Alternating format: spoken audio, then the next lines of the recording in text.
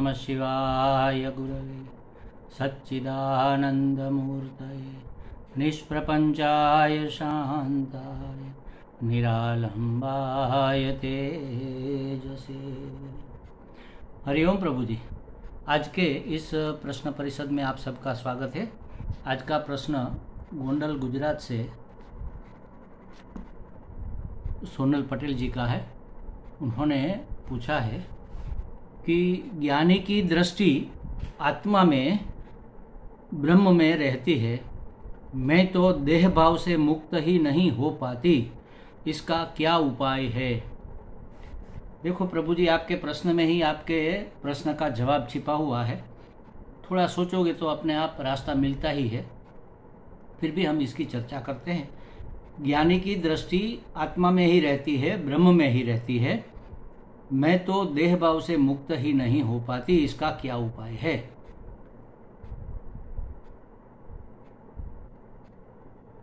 देखो, मैं तो देह भाव से मुक्त नहीं हो पाती, इसका मतलब यह हुआ कि मैं ज्ञानी नहीं, और ज्ञानी होती तो ज्ञानी की दृष्टि तो आत्मा में ही रहती है। अब क्या उपाय है बताओ आप। ज्ञानी हो जाना, यही तो एक उपाय है, यही उपाय है। और कैसे ज्ञानी हो जाए, इसका उपाय, इसके बारे में हम चर्चा करेंगे। ज्ञानी की दृष्टि आत्मा में, दृष्टि माने क्या? दृष्टि माने नजर की बात नहीं है। यहाँ नजर नहीं, नजरिया चाहिए। मतलब समझदारी की बात है, ज्ञान की बात है। ज्ञानी का ज्ञान, ज्ञानी की समझदारी आत्मा में रहती है का मतलब, ब्रह्म में रहती है का मतलब, मैं ब्रह्म हूँ, मैं आत्मा हूँ, मैं यह देहादि संघात नहीं हूँ। देह माने ये स्थूल शरीर, सूक्ष्म शरीर, कारण शरीर, ये मैं नहीं हूँ। देह के ऊपर जो चारों तरफ फैली हुई इंद्रियां हैं, वह भी मैं नहीं हूँ। मन बुद्धि चित्त अहंकार अंतःकरण चतुष्टय, ये भी मैं नहीं हूँ। मैं इसको धारण करने वाली आत्मा हूँ। यह समझदारी जिसमें है उसको कहेंगे ज्ञानी। और उसकी दृष्टि में, उसकी समझदारी में यह बात रहती है कि मैं देहादि संघात नहीं हूँ, और यह जगत भी नाम रूपात्मक जो दिख रहा है वह वास्तव में नाम रूप ही नहीं है। नाम रूप तो मिथ्या है। नाम रूप जिसने धारण कर रखे हैं वह परम आत्मा, मैं भी परमात्मा हूँ, वह भी परमात्मा है। सब परम माने जिसमें सब समा जाए, आत्मा ही आत्मा, उसको कहेंगे ब्रह्म।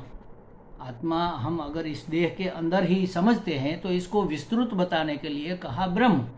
तो मैं ब्रह्म हूँ माने कि सबकी आत्मा भी मैं हूँ। मैं तो आत्मा हूँ ही, लेकिन सबकी आत्मा मैं हूँ। यह दृष्टि जब रहेगी, यह समझदारी जब रहेगी, यह जब ज्ञान रहेगा, कब रहेगा? सुबह रहेगा, शाम को नहीं, ऐसा नहीं, हमेशा रहेगा, सदा सर्वदा सर्वथा यह ज्ञान रहेगा कि अहम ब्रह्मास्मि, मैं ब्रह्म हूँ, मैं परम आत्मा हूँ। तो उसमें आत्मा तो आ ही गया ना, परम आत्मा में आत्मा तो आ ही गया। मैं आत्मा हूँ, परमात्मा हूँ, ब्रह्म हूँ, ऐसी ज्ञानी की दृष्टि रहती है। हम तो देह भाव में रहते हैं। देह भाव माने ये देह मैं हूँ, वह आत्म भाव में रहते हैं, हम देह भाव में रहते हैं। देह भाव का मतलब है देह में हूँ, देहात्म भाव। वास्तव में शब्द ऐसा है, देहात्म भाव, देह ही आत्मा है, ऐसा हमारा भाव रहता है। और उसका भाव क्या रहता है?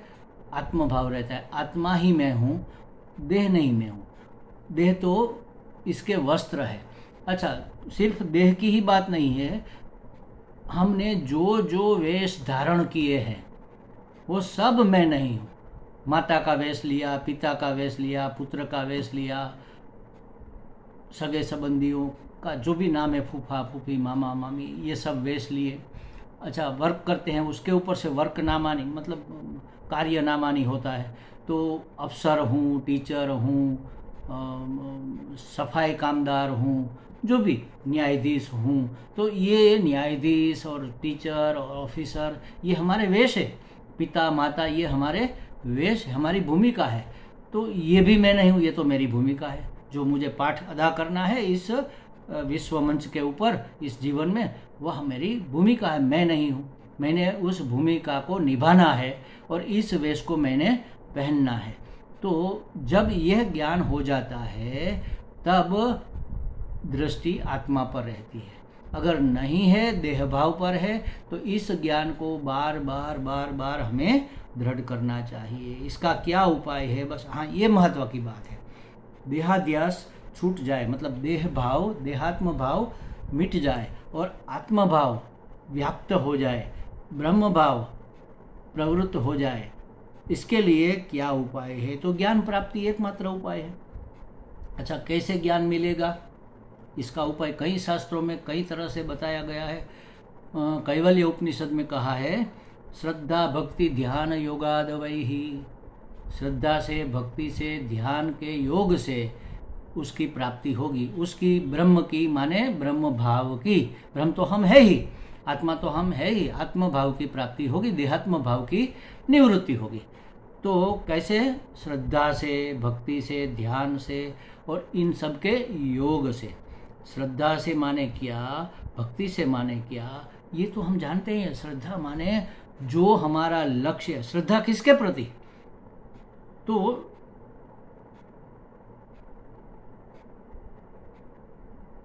एक तो हमारे लक्ष्य के प्रति हमारी श्रद्धा होनी चाहिए कि हमें उसी लक्ष्य को प्राप्त करना है। दूसरा, उस लक्ष्य तक पहुंचाने वाले मार्ग के प्रति, तो उपनिषदों का, वेदांत का अभ्यास करके ही हम वहां तक पहुंच सकते हैं। ये मार्ग है, वेदांत मार्ग है। लक्ष्य हमारा ब्रह्मात्मा ऐक्य है, हम ब्रह्मास्मि की प्राप्ति है, ब्रह्म भाव की प्राप्ति है, यह हमारा लक्ष्य है। वेदांत उसका मार्ग है और मार्ग का मार्गदर्शक जो हमारे सद्गुरु, हमारे संत महात्मा है, इन तीनों पर पूरी श्रद्धा होनी चाहिए। देखो, विश्वास अलग चीज है, श्रद्धा अलग चीज है। विश्वास तो हम किसी पर भी कर सकते हैं, अपने ड्राइवर पर भी तो विश्वास करते हैं, सबके ऊपर विश्वास तो करते हैं। लेकिन श्रद्धा में क्या होता है? प्लस विश्वास के उपरांत उसमें पूज्य भाव मिला होता है, आदर भाव मिला होता है। श्रद्धा हम माता पिता की ओर करते हैं, माता पिता के प्रति, गुरु के प्रति हमारी श्रद्धा होती है, जबकि मित्र में हमारा विश्वास होता है। श्रद्धा की बात वहां नहीं आती। श्रद्धा तो विश्वास तो होता ही होता है, पूर्ण मात्रा में विश्वास है, प्लस उस व्यक्ति के प्रति हमारा पूज्य भाव है, हमारा आदर भाव है, तब होती है वह श्रद्धा। तो किसके प्रति श्रद्धा होनी चाहिए? अपने लक्ष्य के प्रति। लक्ष्य क्या है? ब्रह्म भाव की प्राप्ति। उसके प्रति हमारी पूर्ण श्रद्धा होनी चाहिए, कच्ची पक्की नहीं चलेगी।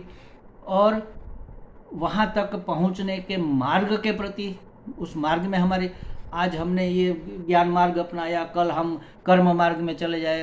आजकल तो इतने संप्रदाय और इतने प्रवाह चल पड़े हैं महाराज कि आदमी को फिसलते देर नहीं लगती।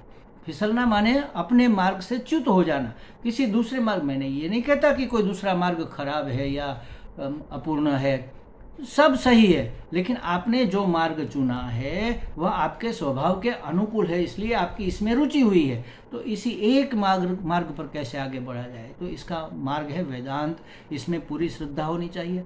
और वेदांत का जो हमें दर्शन करा रहे हैं, उसका जो मार्गदर्शन कर रहे हैं, उसके प्रति श्रद्धा होनी चाहिए। एक तो श्रद्धा, दूसरा भक्ति। भक्ति माने भज सेवायाम, भज धातु से भक्ति शब्द बना है, इसको पहले समझ लो। भज धातु से बना है, भज का मतलब है सेवायाम, भज सेवायाम, सेवा का नाम है भजन। तो सेवा का मतलब क्या हुआ? सेवनम सेवा, उसका सेवन करना, पगचंपी करना, उसका सर मालिश कर देना, ये तो सेवा, ये शुश्रूषा है। सेवा का मतलब है सेवन करना। सेवन माने जैसे हम दवा का सेवन करते हैं ना, आयुर्वेद डॉक्टर के पास जाते हैं तो वो चूर्ण देते हैं, कहते हैं कि सुबह शाम इसको सेवन करो 1 महीने तक, तो आपका रोग मिट जाएगा। तो उसी तरह जब तक हमारे लक्ष्य की प्राप्ति न हो जाए तब तक हमें उस उपाय का, ये उपाय जो है उसका सेवन करना है। भज सेवायाम, सेवा माने सेवन करना। तो भक्ति करना माने सतत उसको ग्रहण करते रहना, उसी की भजना करना। उसी का भजन का मतलब है उसका श्रवण, स्मरण और कीर्तन, ये करते रहना, इसी का नाम भजन है। तो श्रद्धा, भक्ति और ध्यान, श्रद्धा भक्ति ध्यान योगादवैहि। ध्यान से, ध्यान करना तो है ही, लेकिन ध्यान रखना है। हमारा लक्ष्य च्युत न हो जाए, ये हमें ध्यान रखना है। हमारा होता क्या है? हम कहते हैं कि हमारा देहाध्यास नहीं मिटता महाराज, सभी साधु संतों का, महापुरुषों का तो मिट गया, ब्रह्म भाव में रहते हैं, हम तो इससे छूट नहीं पाते। कैसे छूटेंगे, कैसे छूटेंगे हम? 1 घंटा पूरा हम इसके पीछे नहीं लगाते और दिन के 23 घंटे हम संसार में चले जाते हैं। तो 1 कदम चले और 23 कदम पीछे चले तो आगे बढ़ेंगे कैसे? नहीं बढ़ पाते। फिर भी ये तो देखो ईश्वर की कृपा है कि 1 घंटा भी पूरा हम इसके पीछे नहीं लगाते, फिर भी हम इतना पीछे नहीं चले जाते, थोड़ा थोड़ा आगे बढ़ते ही रहते हैं। तो कहने का मतलब ये है कि ये हमारी टॉप प्रायोरिटी होनी चाहिए।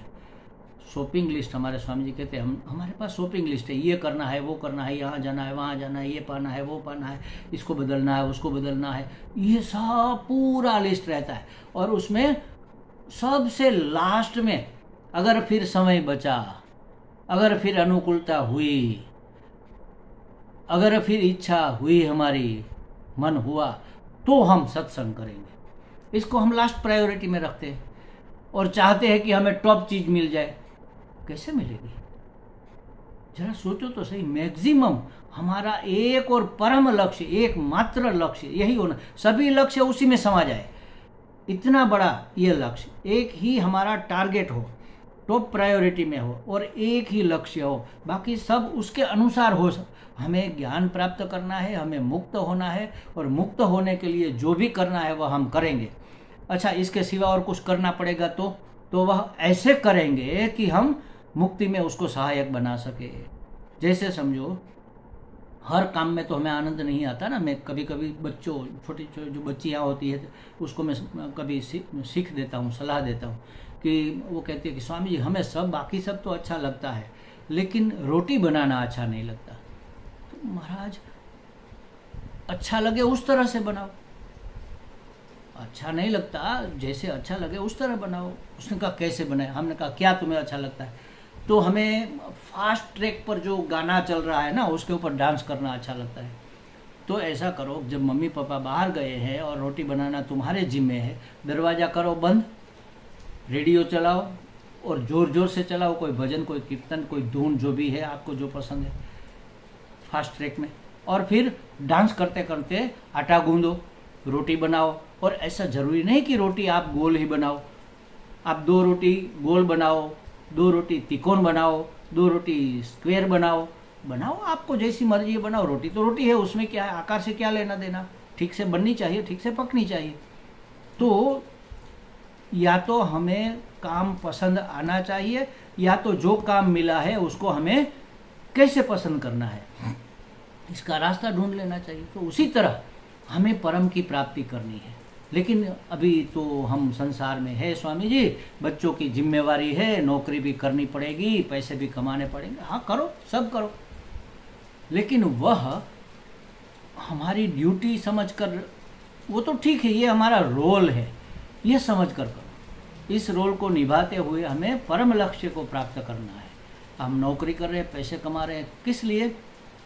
अपनी ड्यूटी है इसलिए कमा रहे हैं, हमें तो परम की ही प्राप्ति करनी है।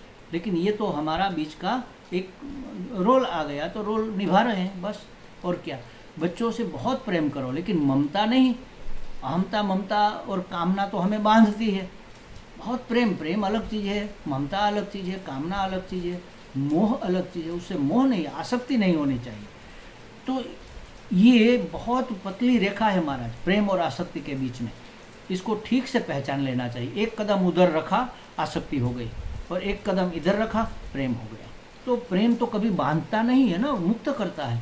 तो महाराज टॉप प्रायोरिटी में हमारा क्या होना चाहिए? हमारा लक्ष्य होना चाहिए, और एक ही लक्ष्य।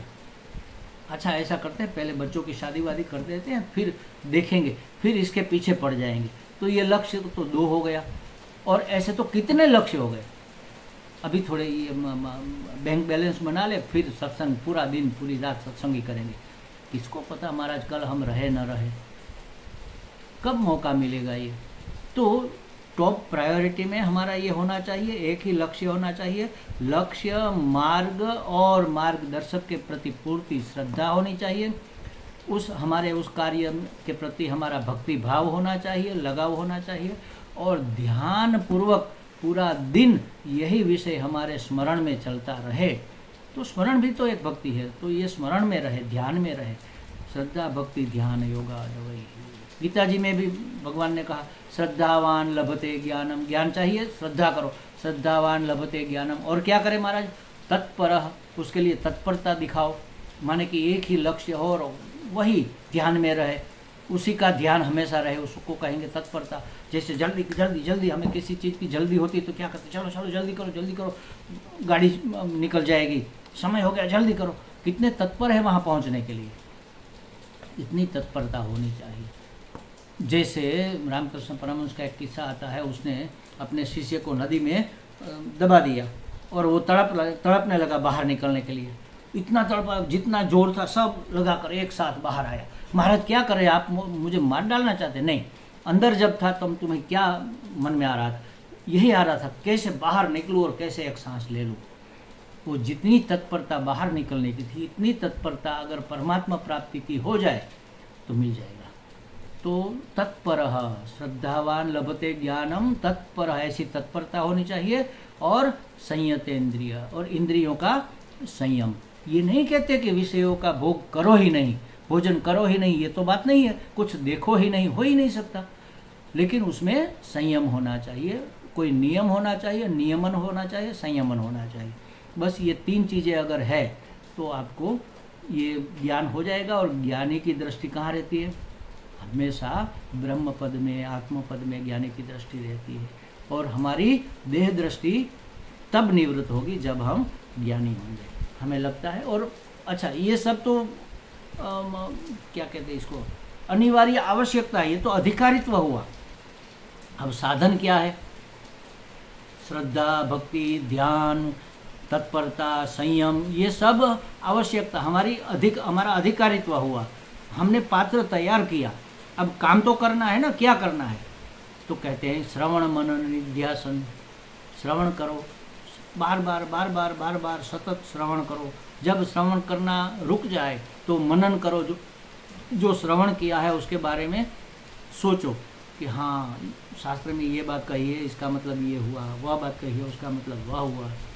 तो शास्त्र ने ये कहा है कि तुम ब्रह्म हो, लेकिन मुझे तो लगता है कि मैं जीव हूँ, तो मैं ईश्वर कैसे हो सकता हूँ, ये सोचो। इसको कहेंगे मनन। और फिर उसके जब क्लैरिटी हो जाए, स्पष्टता हो जाए, निश्चय हो जाए कि नहीं नहीं यही सच है, बिल्कुल समझ में आ गई बात, मैं देह हो ही नहीं सकता, मैं आत्मा हूँ, देह को धारण करने वाला हूँ, क्योंकि देह तो बदलता रहता है, मैं तो वही का वही हूँ, तो मैं कैसे देह हो सकता हूँ, तो मैं देह को ये निश्चय हो गया। फिर इसका निधिध्यासन करो, मतलब कि ध्यान करो, इसको सतत ध्यान में रखो कि हम ब्रह्मास्मि, मैं आत्मा हूँ, मैं ब्रह्म हूँ, मैं देह नहीं हूँ। मनोबुद्धि अहंकार चित्तानि नाहम, ये मैं नहीं हूँ, ये मैं नहीं हूँ, ये मैं नहीं हूँ, मैं तो आत्मा हूँ। ये हमेशा ध्यान में रखो, इसको कहेंगे निधिध्यासन। दृढ़ करो। तो ये है इसका उपाय, श्रवण मनन निधिध्यासन उपाय है। और उसका अधिकारित्व है श्रद्धावान लभते ज्ञानम, तत्पर संयतेन्द्रिय, या श्रद्धा भक्ति ध्यान योगा, वही यह अधिकारित्व है। इसको करने के लिए हमें अपने ध्येय को निश्चित करना होगा, ध्येय का मार्ग निश्चित करना होगा, और मार्गदर्शक हमें इन तीनों के प्रति श्रद्धा चाहिए।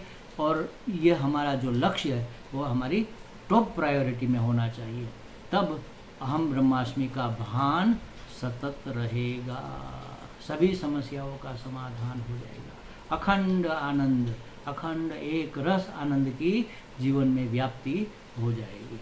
ओम।